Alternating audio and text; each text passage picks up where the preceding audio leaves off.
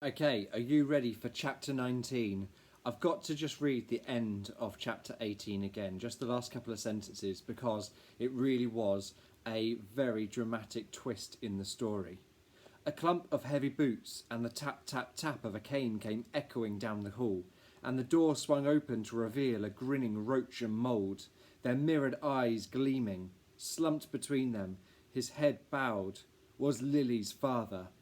As if it wasn't unbelievable enough that Roach and Mould are there at Professor Silverfish's house, but also our long-lost Lily's father, John Hartman, who's been lost for the whole of this story, has now reappeared. I cannot believe it. So exciting.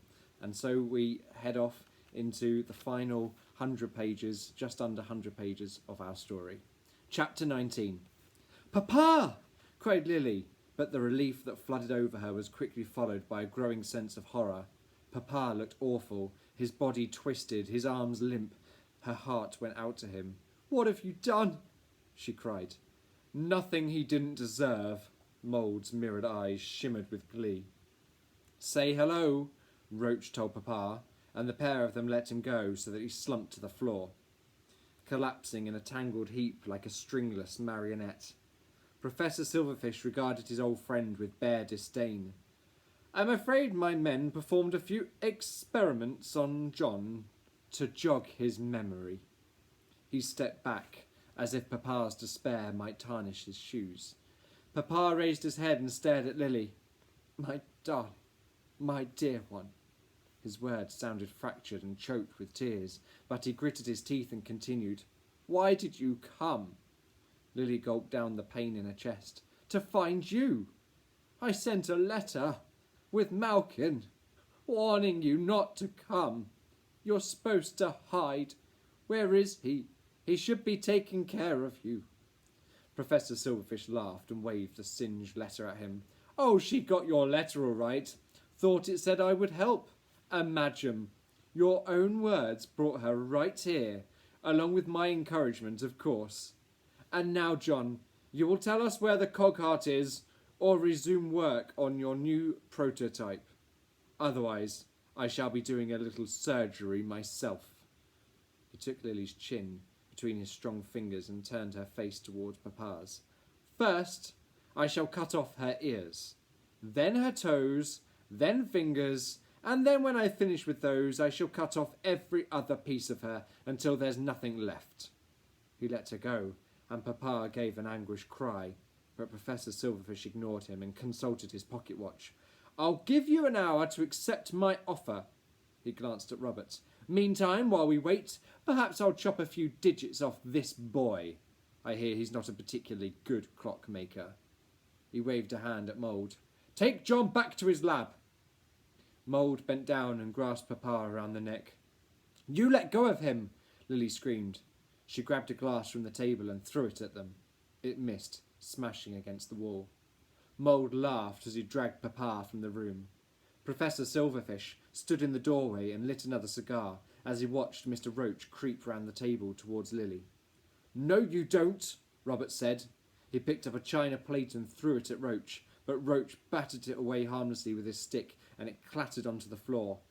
Robert took Lily's hand and pulled her around the far side of the table, then realised there was no escape. The pretty frescoes on the walls, the plants on their stands and tables of bright objects all disguised the fact that the room had no windows. "This way," Lily cried, kicking over a chair. She tried to drag Robert under the table, but Roach dropped his stick and scooped them under his arms, throwing two sweaty palms across their faces. "I've tried to be nice," Professor Silverfish exhaled a puff of smoke, "but I can't have you wreaking havoc in my house." He stepped into the hallway. "Lock the children in the coal shed, Mr. Roach. I'll attend to them later. Right now, I want to see if John has had a change of heart."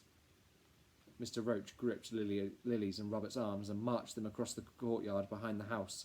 The coal shed was set into an exterior wall, and Lily immediately thought of the one back at school. Roach opened its door, then frisked Robert and got him to turn out his pockets. "Now you," he said, stepping over to Lily. "If you dare lay a hand on me, She spat. "I'll kill you!" Roach laughed. "I'm not the one who'll be dead, missy," he said, throwing them both inside. "We'll be back to collect you in a while. Something tells me Papa's going to start cooperating pretty soon." He slammed the door and locked it, leaving them alone in the dark. Robert and Lily watched him through a barred grate in the door as he hung the key on a hook embedded in the end wall, then went back into the house. As soon as he'd gone, Lily shook the door handle. She pressed her face against the grate and peered down at the padlock. "We have to get out of here," she whispered. "What's the use?" Robert said. A sudden flash of jealousy flared inside him. He slumped onto a pile of coal in the corner. He'd lost everything because of her papa and that stupid Professor Silverfish's quarrel. She still had a glimmer of hope. But he had nothing. "I knew something about that professor wasn't right," he snapped. "And now, after all we've been through, I'm in a coal shed waiting to die." Lily glared at him. "So don't wait then. Look, we're not going to die in a coal shed. We're going to escape and save Papa. If you say so." Lily rolled up the sleeves of her dress and stuck her arm out through the gap between the bars. "I can almost reach the lock." She plucked a hairpin from her head with her free hand and straightened it in her teeth, then passed it out through the gap in the bars. Lily bit her lip, concentrating. Robert held his breath. There was a scritch and a scratch, then a tink. "Drat," she said. "I dropped it." She stamped her foot and stared at him. "Well, aren't you going to help me?" He felt guilty then. None of this was her fault. Not really. They'd all been hurt by those men. She was right. He should at least try and do something to get them out of here. He pulled his penknife from where it was tucked inside his sock and handed it to her.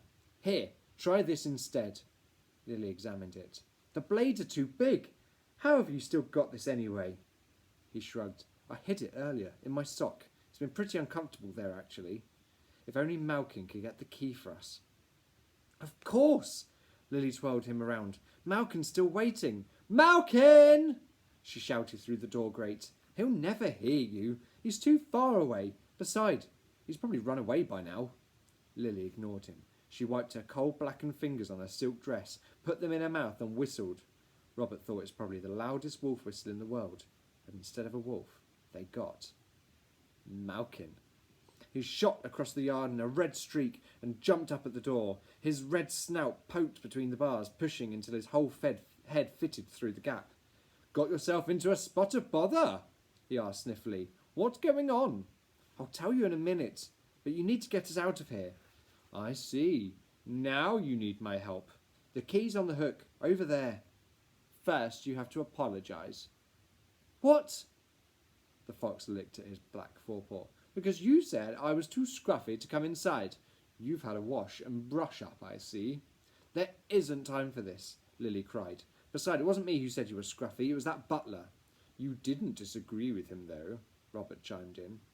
"Precisely. And now look where you are." "Fine, I'm sorry. And now look where you are." "Get the keys, would you?" "As you wish." Malkin stepped over to the wall and jumped and snapped at the key on its nail. It was unreachable. He'd have to leap much higher to snatch it. He looked around. Some old barrel kegs were stacked in the corner. Malkin butted one over with his head. His tail drooped as he rolled it towards the hanging key. Then he hopped up onto the side of the barrel and jumped. This time he managed to snap his teeth round the bottom of the key. It fell from its hook and Malkin caught it in his mouth before collapsing in a heap on the floor. "Thank heavens." Lily thrust her hand through the bars of the shed. "Now quick, bring it here." Malkin jumped up and dropped the key into her palm, and she reached down and undid the padlock. As soon as she stepped from the shed, she bent down and kissed his nose, and Robert crowded in and stroked his head. "Malkin, you're a cat-burgling genius." "Yes, Malkin, you are a genius. I shall write to Jack Daw of your exploits. He's bound to immortalise you in his next burglary book." Malkin gave a protesting yap. "Ugh, enough messing. We have to go." Lily took the winder from round his neck and wound him. "No," she said. "You have to. Find Anna and ask for her help. Robert and I are going to go back inside for Papa."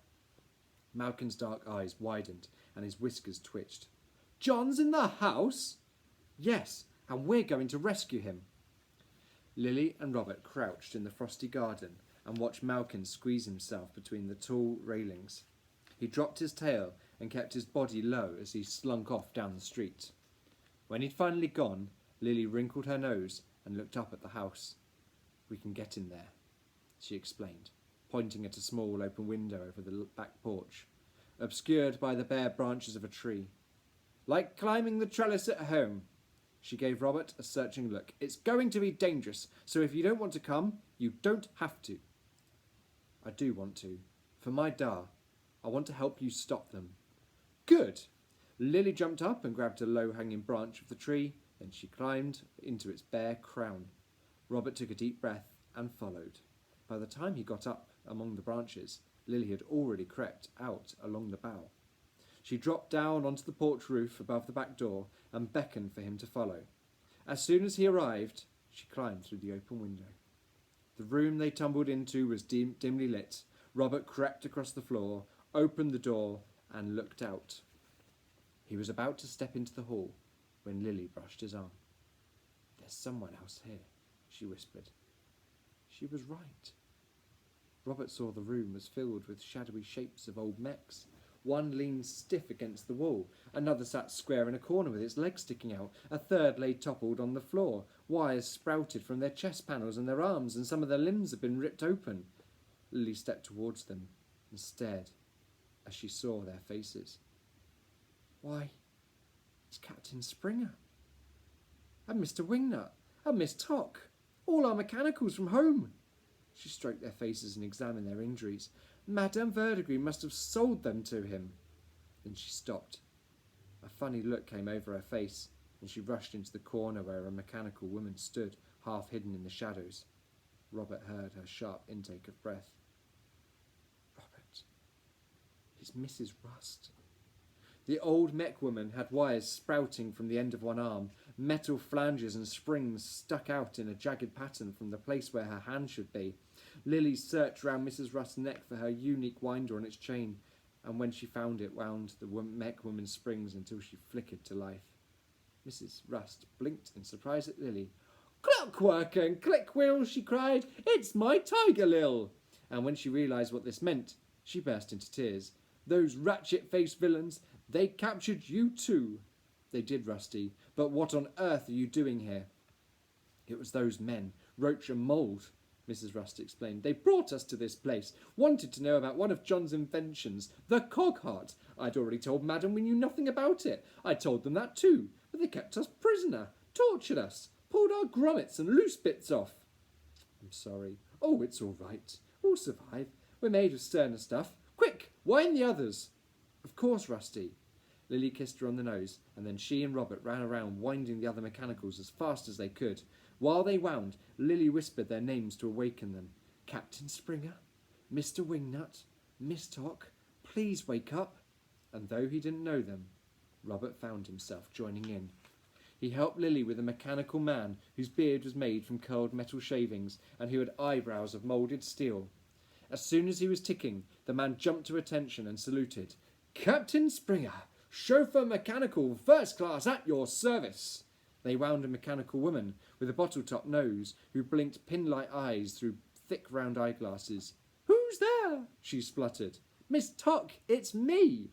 "Lily? Where am I?" "I was in the garden clearing leaves with Mr. Wingnut. What the devil is this place?"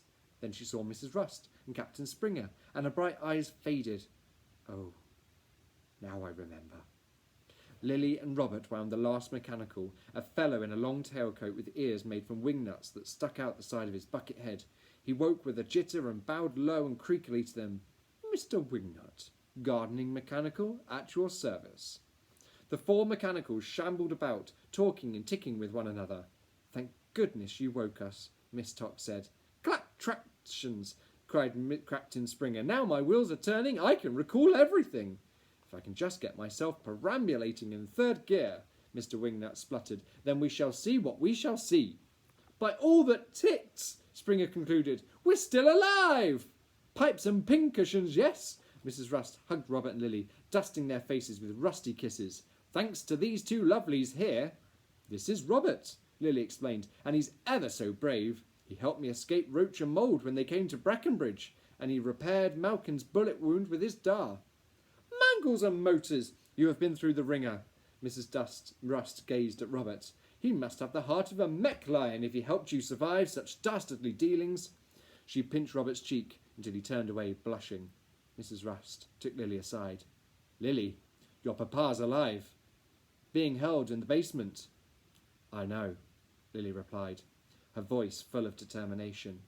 And with your help, we're going to get him out.